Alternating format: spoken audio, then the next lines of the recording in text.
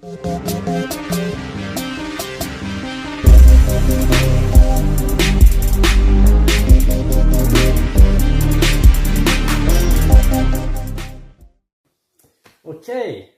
nice to have you in Winslow.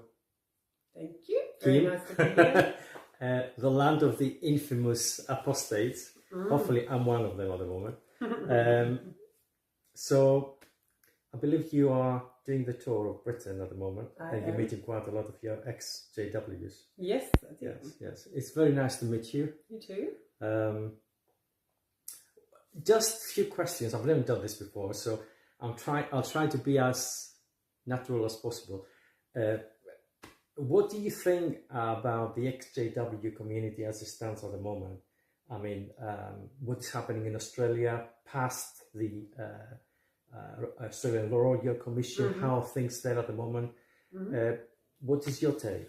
Well, look, there's some very good things. Like with all things, they take time, and the original Australian Royal Commission was in 2015, and then the review was 2017. And then now we've seen the Australian Redress Scheme that has come to fruition. Obviously, be aware that the organisation was about 2 seconds from losing their charitable status, which was fabulous.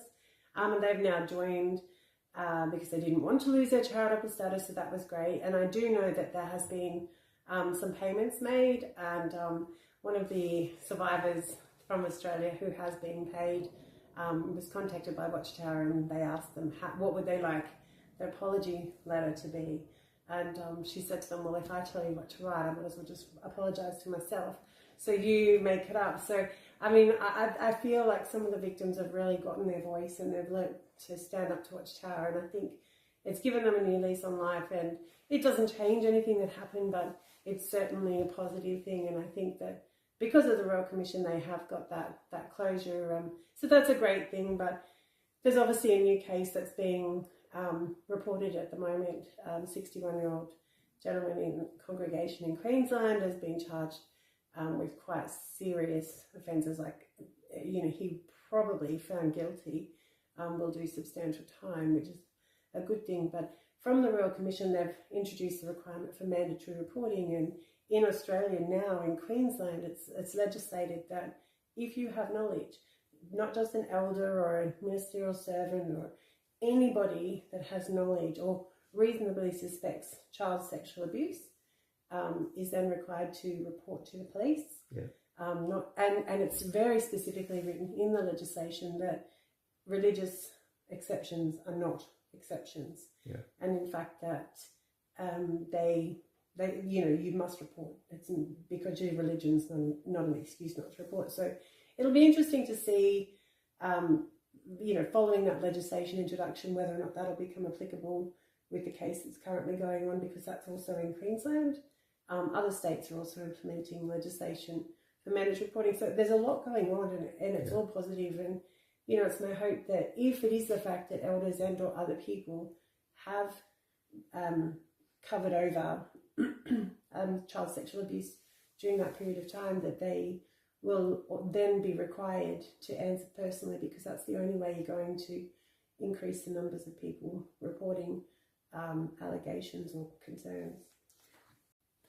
So yeah, it looks like from what you're saying, Australia is doing more as regards the exposure of the Watchtower when it comes to CSA victims.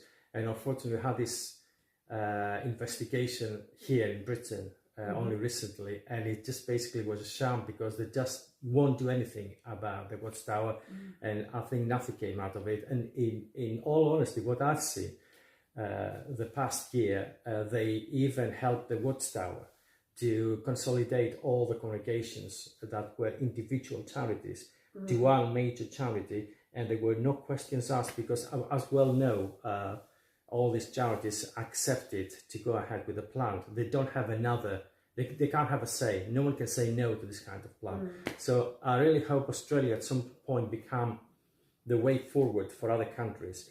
I know there was also in Norway, they were trying to take on the Watchtower, but that sort of, with the war in Ukraine, has come to sort of a stalemate, because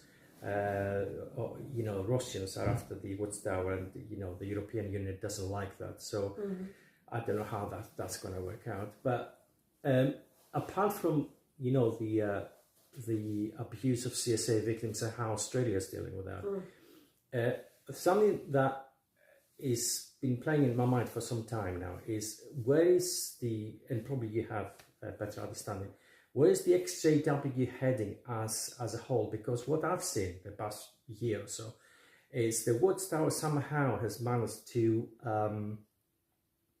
control what is coming out of the Watchtower in the news, or the problems with child abuse victims and all the court cases.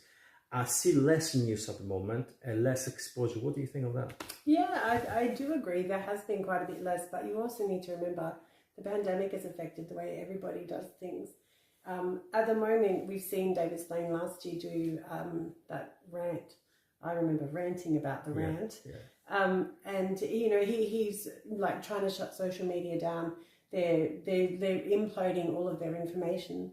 And I think that they've become more careful about what they talk to the media about. Unless it's a JW-friendly media outlet, they generally won't make comment, they won't give, or it'll be very, very limited.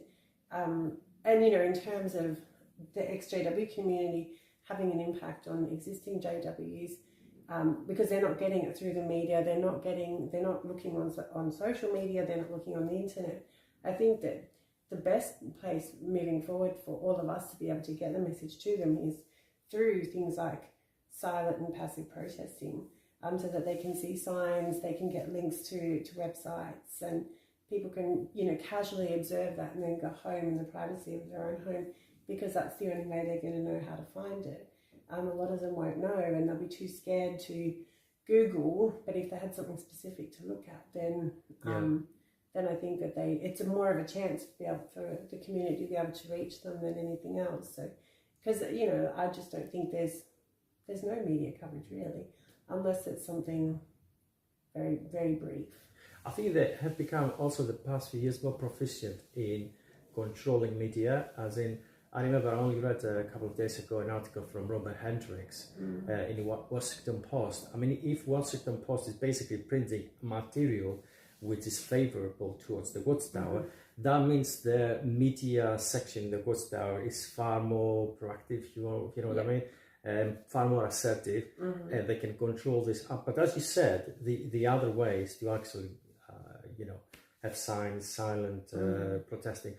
But the witnesses I see, I don't know your experience in Australia. I mean, in most congregations, they have like a 50% drop in attendance because after coming out of COVID, they were very slow to go back to the Kingdom Hall. So when I go back, all I see is either very old people or young people who are trapped, and eventually they will wake up. So I don't know what you think. Yeah, look, I don't know what the numbers exactly are in Australia, but I have heard that a lot of people are really hesitant to want to go back.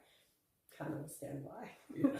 I actually feel really sorry for, parents with children that are 5 and under, because those kids were babies when COVID hit, and they haven't gone through that training age of 2, 3, 4, learning to sit on a chair and behave, and so the parents, I wouldn't want to go if my child isn't used to sitting on a chair and they're 5, you're going to get elders looking at them, and it's stressful for parents. And so, there's a lot of like mental reasons I wouldn't want to go, but there's a lot of physical reasons why you wouldn't want to go either. Just having to deal with children, they're not used to having to stay up until late during, the midweek meeting nights, and I can understand, I feel sorry for parents. So, they're probably not excited about going anyway, but then all of those things that they throw in on top that were not issues before COVID, I just find it, I don't blame them. And I do know that it's obviously a problem around the world, because there's been, meetings and letters from the society saying,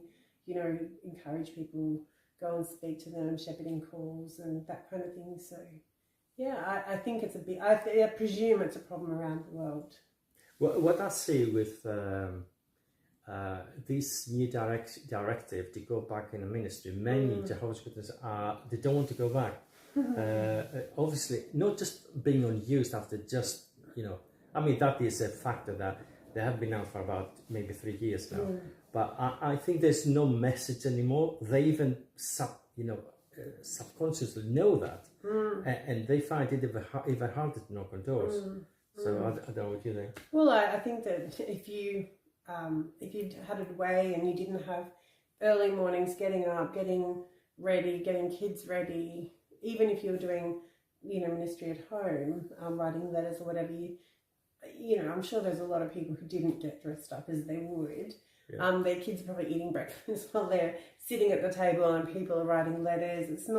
There's not that time required thing. It's a bit more casual. It doesn't matter if you start at 10 or 10 past or whatever. I don't blame them for struggling and not wanting to go back to the ministry, especially in inclement weather, whether it's really, really cold or really, really hot.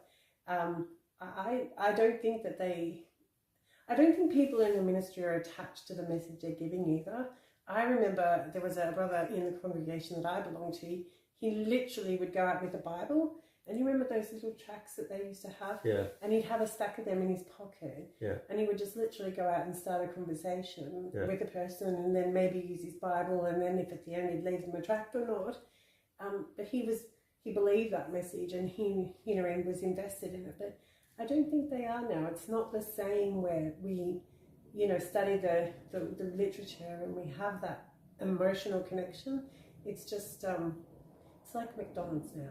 Yeah, it is. I think this kind of approach of the salesperson approach of the 70s with the magazines is definitely out of touch in 2022. I've heard from people who still go out in the ministry, as in the stand. They have more people approaching them only because, especially here in Britain, because of the cost of living crisis, people reconsider again, where they stand basically in life, because what we have been facing the past few days, weeks maybe, is this catastrophe that's coming with these utility bills. But I think it's like going back to the witnesses and asking answers for questions which are very important for them. There's this disconnect there. The witnesses have got nothing to say anymore. So even the magazines are so poor now, in compare even with 5 years ago, never mind 10 or 20 years ago.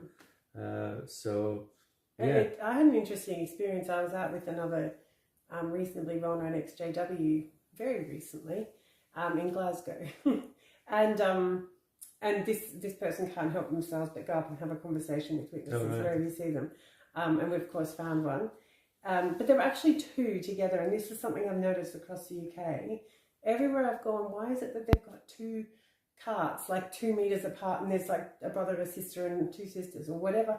It just looks strange. It happened in Ireland as well. But anyway, this person went up to them and started a conversation. He was very respectful, didn't make a scene. He was asking questions. And I would have loved the opportunity as a witness to be able to say, let's have a conversation, only because I hate standing near the carts and doing nothing. At least someone's talking to me. And he had a chat with them. And in the end, just the most simple, polite, Christian-based conversation got shut down by an elder while we were standing there. Literally, the elder came in and pushed one of the sisters away and then stepped in front of the other sister, and the conversation was ended. Yeah. And I thought, why wouldn't you take an opportunity to provide a fine witness, as we would always used to say, any opportunity. But it was like they didn't want to talk. So I think Jehovah's Witnesses have become very complacent with just standing there and not actually having to start a conversation. That's my experience anyway. I find it really weird. Yeah, I find that strange as well, because they are so protective over their members now, even when they go out in the ministry, where eventually if someone is a young person would say, hold on a second, if we are actually preaching the good news of the kingdom, the first thing to do, you have to be, brave when it comes to somebody asking a simple question. And then don't do that anymore. I remember back in the old days, people used to memorize verses or how to, answer back. That's all gone now, isn't it? And it's like, what is this anymore? It's like I can't recognize the religion I was born in at all now. It's a different animal altogether. And I suppose at the end of the day, they claim to be 8.6 million Jehovah's Witnesses around the world, apparently. And they have to. Is it 40 billion at the moment? Their estate. That's what they claim to be. Yeah. So it's like a lot of money to protect, and they have to carry on regardless, no matter how successful or not the thing is.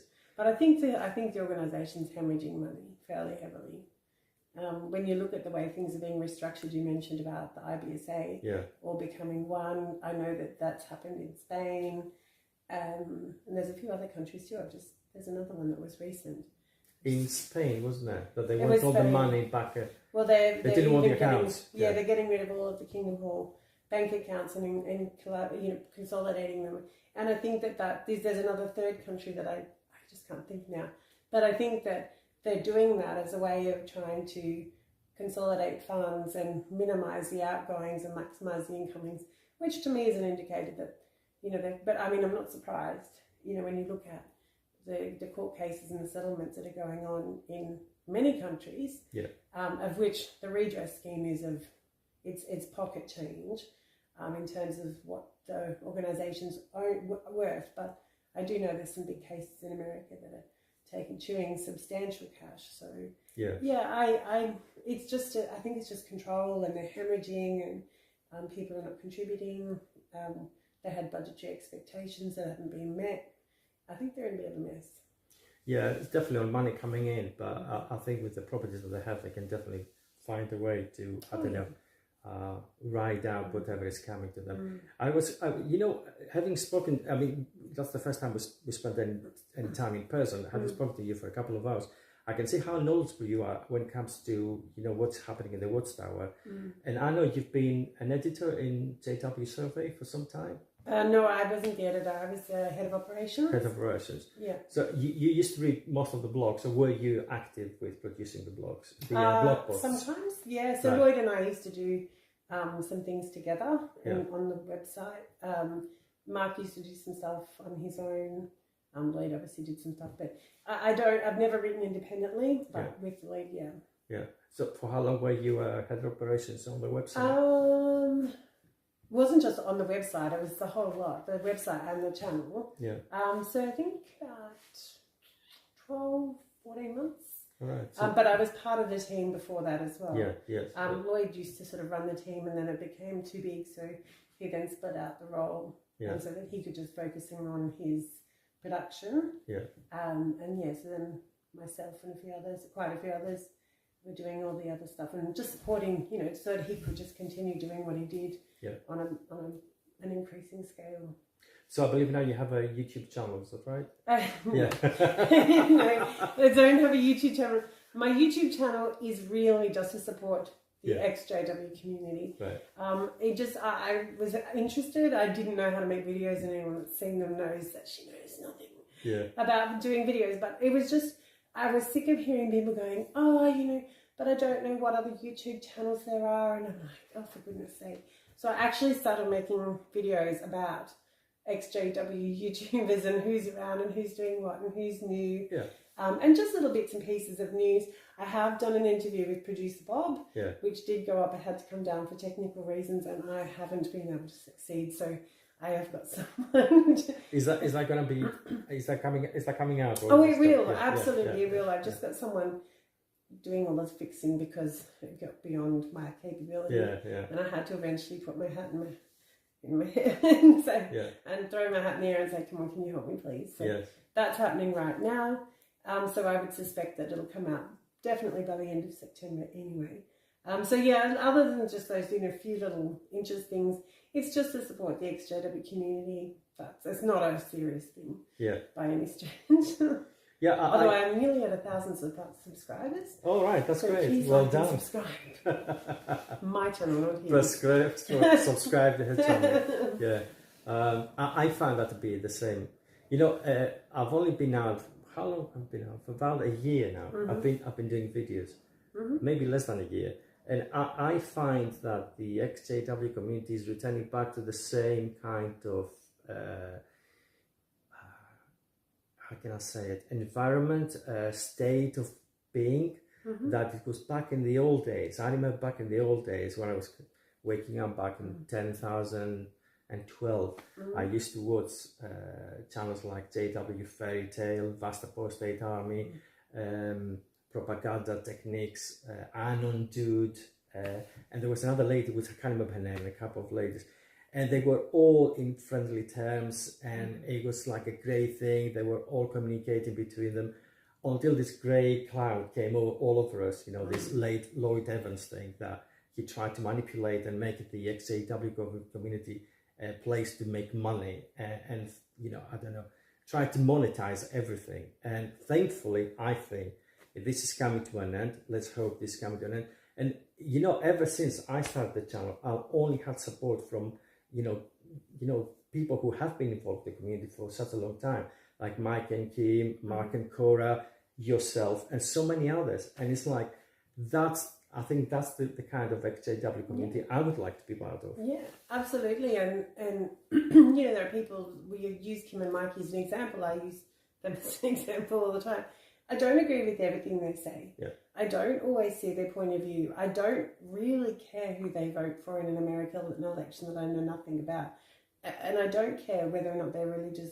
I don't care whether they're anti-vaxxers or vaxxers. That is nothing to do with me. I like to hear their opinions. Yes.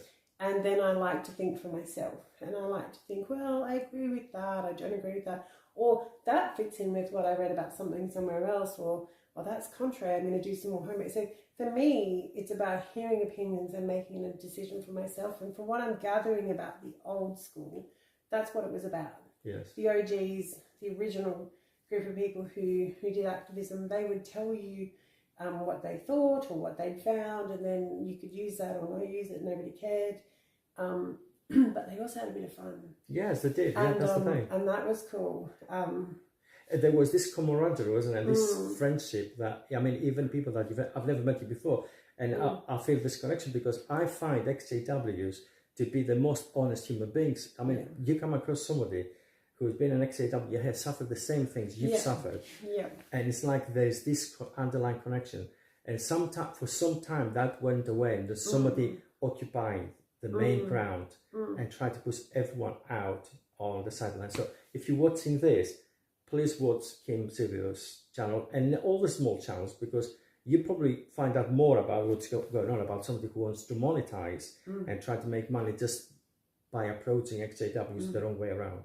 Yeah, and on my channel, my channel will never be monetized. I will never have Patreon, none of that. That is not the intention. And I probably won't even have my channel forever. I'll always leave it there. The whole purpose of my channel is like a directory. If you're looking for some new content or some new opinions or new views, or some people are really serious, some people are really silly, you'll see some OGs there. Some of the videos from JW Fairy Tale, JW Primetime, Son of Thunder, yes. Kim and Mike, obviously, Mark and Cora, and others. I just can't think of all of their names at the moment, but, you know, you can find those things there. And, you know, I hope that, Kevin McCree. Yes.